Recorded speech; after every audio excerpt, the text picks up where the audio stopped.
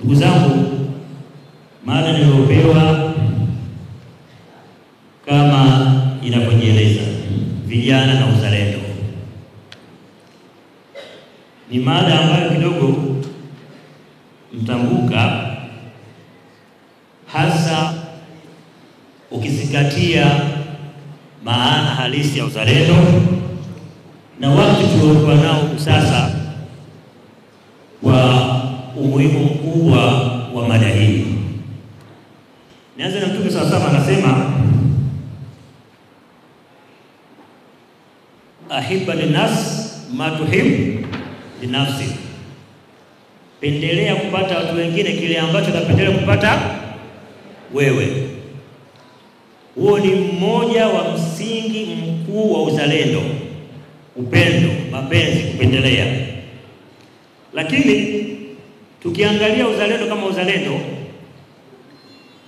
kwa tafsiri iliyokuwa nyepesi, kwa sababu hakuna tafsiri ya moja kwa moja iliyokaa kwamba hii ndio uzalendo. Wasomi, wachambuzi, kila mmoja aliweza kutafsiri uzalendo kwa namna ya mazingira au maeneo au hali inayozunguka fulani. Uzalendo ni ile hali ambayo ya mtu kupenda, kuthamini na kuilinda nchi yako. Huo ni uzalendo kwa tafsiri iliyokuwa fupi kabisa. Lakini uzalendo huu una misingi yake, na pia kuna vitu ambavyo huwa vinatengeneza uzalendo, kinyume chake kuna vitu ambavyo huwa vinavunja uzalendo. Sasa katika hali tuliyokuwa nayo sasa hivi na huko tunapoelekea, hususan mwezi huu tarehe 29 Oktoba, ambapo tutakuwa tuna jambo kubwa sana katika taifa letu hili, kumeonekana kuna umuhimu wa hali ya juu wa kuweza kuelezea vijana nini maana uzalendo kwa kile kinachokielekea mbele yetu. Nashukuru Mungu, Mheshimiwa mgeni rasmi, mimi ni katika wanasiasa pia, kama ulivyo ni diwani mstaafu.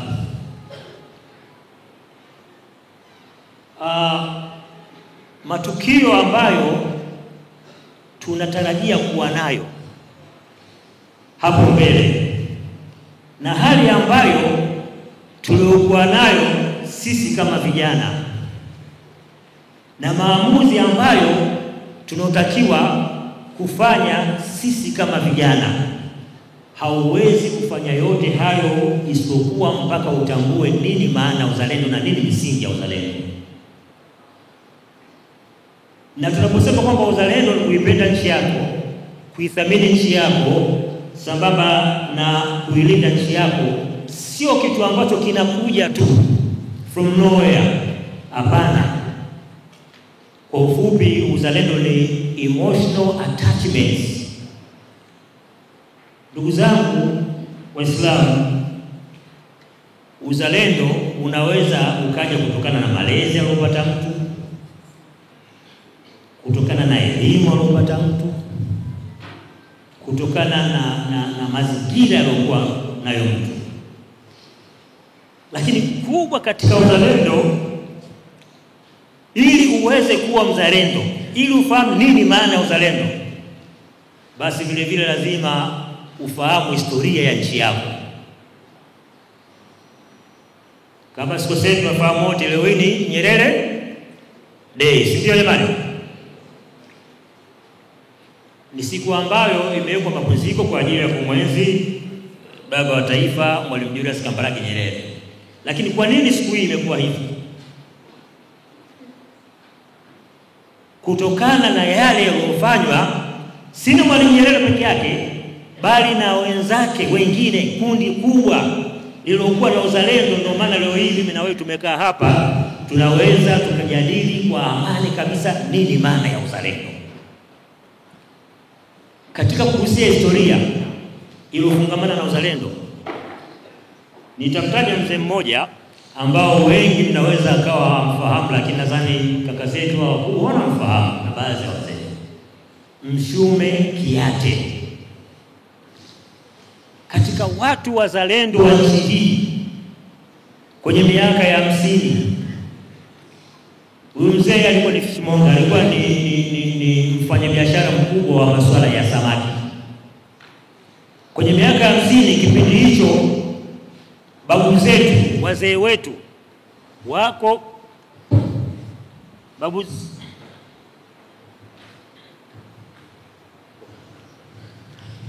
kipindi hicho babu zetu, wazee wetu wako katika vuguvugu la kuipambania Tanzania tunayoiona leo hii.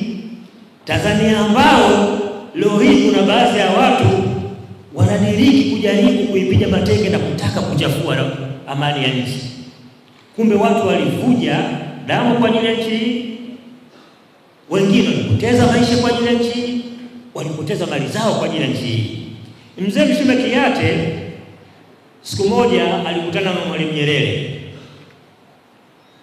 Mwalimu Nyerere alikuwa akikaa Magomeni kwenye miaka 50 kabla acha pale Magomeni unaopangiwa sasa hivi wameweka kama nyumba ya kumbukumbu ya Mwalimu Nyerere. Hapana, pale alikaa baada ya kuwa waziri mkuu. Mwalimu Nyerere alikuwa anakaa pale Usalama, kuna yale magorofa yanaitwa magorofa ya utumishi, kumevunjwa zamani pale, kuna chumba cha Mwalimu Nyerere, alikuwa akikaa pale. Alikuwa akitembea kwa mguu akija huku kukutana na kina Abdullah Sasi, Kariakoo, kina Abdalla cha Urembo na wengine wengi waliokuwa mfano wa hivyo katika kupambania uhuru. Alikutana na Mwalimu Nyerere pale Faya, maeneo ya Faya pale. Anaenda kwa mguu mzee Mshume Kiate na basikeli yake. Akamwambia, kijana vipi? Anaenda kwenye harakati bwana. Mzee Mshume Kiate alipomwona mwalimu anatembea kwa mguu, aliguswa na ile jambo, akasema huyu kijana tumemkabidhi miongoni mwa vijana kuweza kuipambania Tanzania yetu tupate uhuru, leo hii anatembea kwa mguu. Basi mzee Kiate kipindi kile alitoa shilingi 200. Ipo kwenye historia hii. Alitoa shilingi 200 ambayo kwa kipindi kile miaka ya 50 shilingi 500 ulikuwa unaweza kujenga nyumba ya nyumba 6 Kariakoo. Akampa Mwalimu Nyerere na akaanza kumwangalia Mwalimu Nyerere kuhusiana na masuala ya chakula mpaka siku Tanzania ilipokuja kupata uhuru. Tanzania inapata uhuru, Mshume Kiate anamfuata Nyerere anamwambia, vipi bwana, tunaendelea na utaratibu wetu ule ule? Ambia hapana bwana. Sasa akamwambia hapana, mwambie unajitolea. Lakini yote ni nini? Ni uzalendo. Watu walitoa mali zao. Angalia Dosa Azizi, gari ya kwanza iliyombeba Nyerere alitoa Dosa Azizi. Wote uzalendo. Ndio maana leo hii ukaona tumefika hapa tulipofika, tukaiona Tanzania imetulia na tunaenda kwa amani, ni kwa sababu ya misingi ambayo imetengenezwa huko chini, ilikuwa kwa wanawake na kwa wanaume. Sasa basi, miongoni mwa misingi ya uzalendo ni mtu kuipenda nchi yake. Tukisema mtu kuipenda nchi yake, watu wengi wamechukulia ile neno kama ni la kisiasa. Hapana, si siasa. Kuna mwanazuoni mmoja, nadhani ni Dr. Abdul Karim Zeid, ana kitabu kabisa amekiandika, Hubbul Watani, kuipenda nchi yako. Tena yeye ameelezea katika mtazamo wa kisheria. Mtume sallallahu alaihi wasallam wakati alipoondolewa Maka anaenda Madina, nadhani sote tunakumbuka, alikuwa akisononekea Maka. Kwa jinsi gani alikuwa na mapenzi na nini? Na Maka. Kwa kuipenda nchi yako sio siasa, hapana, ni sehemu ya uzalendo. Na uzalendo linaweza likawa ibada, lakini pia vile vile kwenye uzalendo kuna kitu kujitoa kwa ajili ya nchi yako, kujitoa kwa ajili ya watu wako, kujitoa kwa ajili ya kazi unayofanya, kujitoa. Na ndio maana mwanzo nikatanguliza hadithi ya Mtume sallallahu alaihi wasallam, anasema ahibba li nafsi ma tuhibbu li nafsi. Ukiona mtu ambaye anapendelea mwenzake aingie kwenye matatizo, mfano mdogo tu kwa maneno ambayo tunaona majirani zetu leo hii wangependa sana Tanzania iingie katika hali ya machafuko. Tunaona na wanachochea, wanashawishi, lakini kwa falsafa hii ya Mtume sallallahu alaihi wasallam, pendelea watu wapende, pendelea watu wapate kile ambacho nafsi yako inapendelea. Hivi kuna mtu ambaye anapendelea apate madhara? Hakuna. Kwa hiyo kama wewe haupendelee kupata madhara, basi vivyo hivyo upendelee watu wengine wasipate nini? Madhara. Maana yake huo ndio uzalendo, ni katika moja ya misingi ya uzalendo. Lakini vile vile kwenye uzalendo ukiangalia katiba ya Tanzania ibara ya 26 mpaka ya 28, kwenye ibara ya 27 kama sikosei au ya 26 inaelezea swala zima la kutii sheria. Maana yake huo ni moja ya msingi wa uzalendo. Ndugu zangu, utii wa sheria si kwenye dini tu peke yake, hata kwenye hizi sheria za nchi ambazo tumekubaliana kama wanajamii, ni moja ya msingi mkuu wa uzalendo. Na ndicho kitu ambacho watu wamekuwa wakipambana, wakihangaika, wakijaribu kumtoa huyu, tunaongea vijana zaidi, huyu kijana ambaye yupo katika misingi hiyo. Watu wametanguliza matakwa ya nafsi zao kulikoni hali halisi tulionayo katika nchi ya Tanzania. Leo hii kuna mjadala mingi sana. Wewe kama kijana, angalia maneno yako, angalia kalamu yako, angalia simu yako, unaitumiaje katika hili? Unatumia kwenye kujenga au unatumia kwenye kubomoa? Haiwezekani kwa makusudi kabisa. Unaona mtu anakuja kwa matakwa yake, kwa vile ambavyo amevijaza kwenye kichwa chake, anakuja kupotosha moja kwa moja. Mfano mdogo, tulikuwa namsikiliza hapa mshairi akielezea jinsi gani Mheshimiwa Rais wa Jamhuri ya Muungano wa Tanzania, mama yetu Mama Samia Suluhu Hassan, anawagusa vijana kwenye upande wa elimu. Ndugu zangu, ukiangalia bajeti ya Wizara ya Elimu hii iliyoisha ya mwaka 2025-26, ukikompea na mwaka jana, ile ya mwanzo ilikuwa 1.9 trilioni moja na milioni kama 900. Bajeti iliyokuja ya mwaka huu, kama mmeifuatilia vizuri, utaona tuna trilioni 2.6. Sabani trilioni 2.4. Trilioni 2 bilioni 468 yote imepelekwa kwenye elimu, na sehemu kubwa ya bajeti kama umeangalia imeingizwa kwenye mikopo, imeongezwa kwenye level ya degree, imeongezwa kwenye level ya diploma. Lakini bado kuna mtu anafumba macho, haoni, anakaa anamshawishi mtu aweze kutukana, aweze kubeza, aweze kufanya mambo ambayo ni kinyume na uzalendo. Sasa kuna mambo mawili kwenye uzalendo. Sisi Waislamu tuna mtazamo, ima unaweza ukakupeleka ukapata madhambi au kukupelekea ukapata thawabu. Kama ilikuwa kazi yako wewe kijana, unakaa kwenye mitandao ya kijamii ukakomenti, hebu iangalie ile komenti yako ina athari kiasi gani. Na ndio maana ukiangalia impact ya social media kwenye community, hasa kwa sisi Afrika huko, aisee, tumechukua vibaya mno. Watu wanakaa, wanaongea, wana comment, wanakuja sheria, mwisho wa siku unajikuta unaingia kwenye matatizo wewe na Mola wako.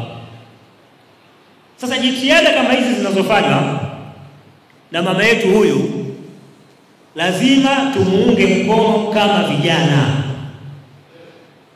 Tumekuwa wanyonge sana wakati mwingine. Tumekuwa na unaweza kumkuta mtu anapotosha wazi na wewe uko pale kama kijana unashindwa kumwambia hapana, hii nchi yetu sote.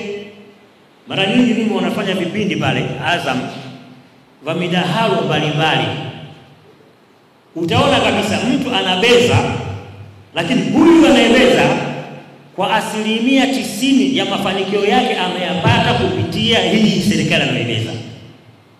Kwa sisi tunasema kama vijana au ni wasii kama vijana, maana sasa nishaondoka kwenye kundi la vijana na sasa la uzima na uzee, ni kwamba tumuunge mkono mama yetu, wala si dhambi.